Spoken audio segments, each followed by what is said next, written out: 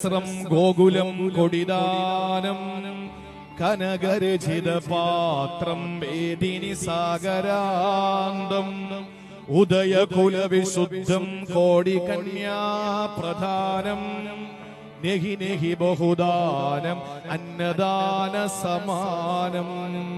ഗജതരംഗ സഹസ്രം, സഹസ്രം ആയിരം, ആയിരം ഗജം എന്ന് പറഞ്ഞാൽ ആനകൾ, 1000 കുതിരകൾ, ഗോകുലം കോടിദാനം 1 കോടി പശുക്കൾ, കനകരചിത പാത്രം, ഒരുപാട് സ്വർണ്ണ പാത്രങ്ങൾ, എണ്ണയിൽ, മേദിനി സാഗരാന്തം, സമുദ്രത്തോളം ഭൂമി, 1 ഏക്കറല്ല, സമുദ്രത്തോളം ഭൂമി, വിഷം നൊട്ടിയ വയറുമായിട്ട് നട്ടുച്ച നേരത്ത് വീട്ടുമുറ്റത്ത് വരുമ്പോൾ വാഴയില വെട്ടിയിട്ട് പച്ചരിച്ചോറും പച്ചമുളക് ചമ്മന്തിയും കുടിക്കാം, പച്ചവെള്ളവും ആ കൊടുക്കുന്നതിന്റെ പുണ്യത്തോളം വരില്ല.